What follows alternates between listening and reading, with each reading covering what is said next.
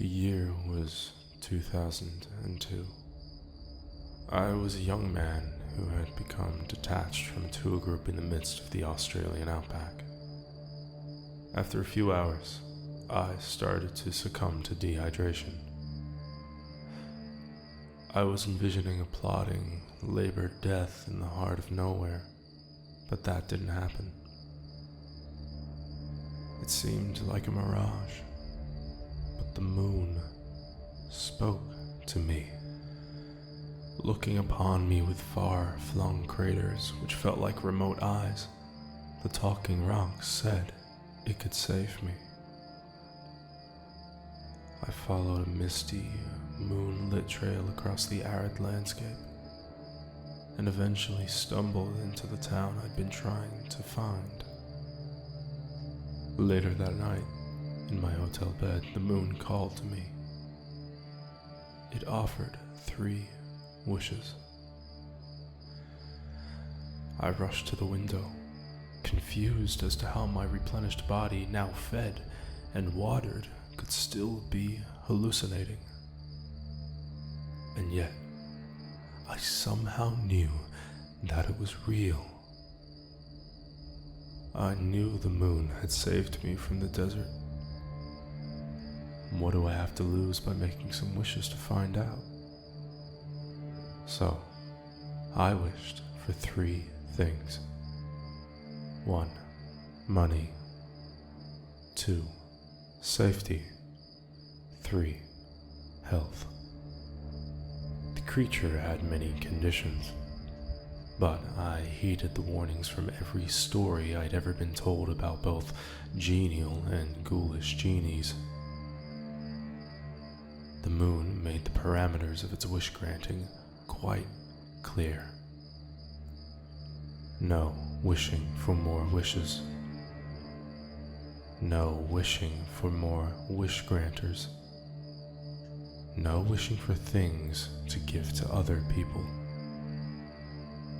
No wishing for anything that would contradict the laws of your natural realm. The ideal wishes seemed obvious. Money. More money than anyone could ever need. Obviously, I couldn't shower loved ones with wealth.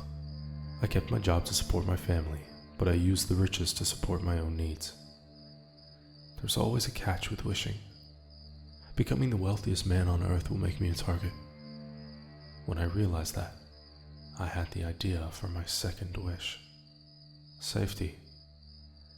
I was not asking for security beyond the laws of nature. I simply wanted assurance that my financial safety net, if it were ever discovered, would be protected. But what about security against the passage of time? I can't wish for immortality.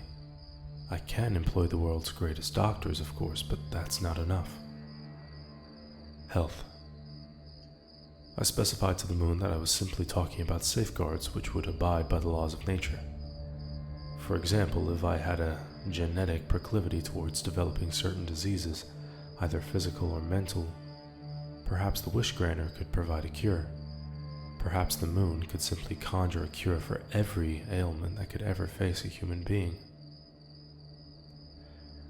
The rock conceded that even if there were no cure for certain illnesses, it could provide a solution for every health problem that might befall a human being. The moon couldn't make me live forever, but it could ensure that I live for an absurdly long time. I thought I'd covered all the bases.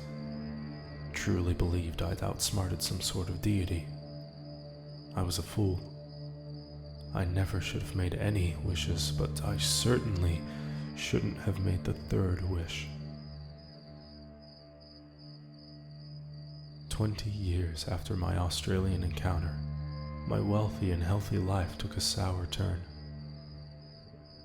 The moon ensured that there would always be a cure in place for any ailment I would face.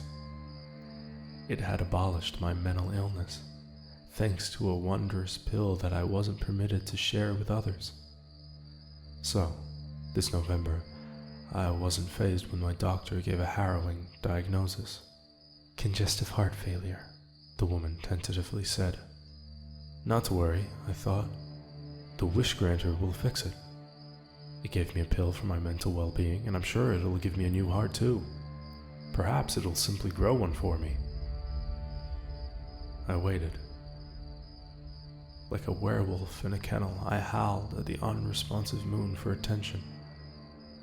Nothing. After weeks without a solution, I started to feel consumed by dread. Has it forgotten about me? The wishes were supposed to apply for the rest of my life. Then, one night, the moon arrived. It didn't speak from the sky this time. It spoke from the darkness of my house. A floorboard groaned in the far corner of the living room. Heart thumping rhythmically against my ribcage, I found myself staring into the depths of my lounge's darkened corner. Something was watching me. The direful creature I hadn't seen for 20 years. It had no eyes or discernible shape, but it had awful white lips which glowed like a deformed moon in the night sky. Fear gripped me. "It's you," I croaked. "I'm sorry," the creature wheezed. "You do not have much time. There's a waiting list for heart transplants, but I thought you'd have some means of speeding things up," I replied, trembling at the hidden thing in the corner of my room. "Yes. I must grant your desire. It is my only purpose," the moon mouth maliciously whispered. "A wish is a contract. I will find a heart for you." Before the creature evaporated, its white, lifeless lips curled upwards in a malevolent grin. The almost human expression filled me with a feeling of terror which cannot sufficiently translate to words. Suddenly, I realized the dread in my heart was more than dread. "Oh, fuck," I thought as I clutched my chest. "It's happening." An invisible blade twisted into my heart and I felt my body seize. Blackness swallowed my surroundings. My vision faded. "Just one more time," I remember thinking. "Let me see Wendy and Maisie one more time." When I woke, I was in a hospital room. My chest felt light. It was the healthiest I'd felt in weeks.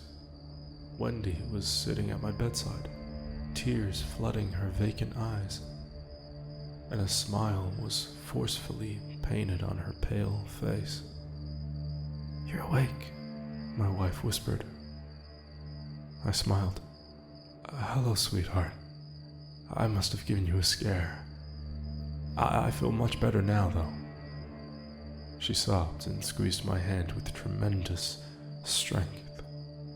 There was love in that squeeze, but there was also rage.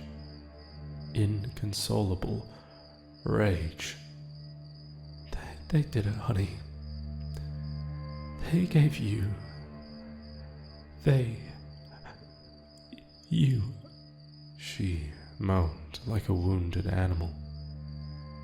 "You have a new heart." That explained the lightness of my chest, but it didn't explain the fear on my wife's face. Her agonized expression haunted me. Why is she so distraught? I wondered, shuddering. "Wendy," I whispered. "What's Maisie?" My wife interrupted. Now, bawling. "This evening, she was in an accident. She didn't..." Wendy didn't need to finish any other sentences. I knew what had happened to our daughter. I knew whose heart was in my chest. I knew what the moon had done to grant my wish.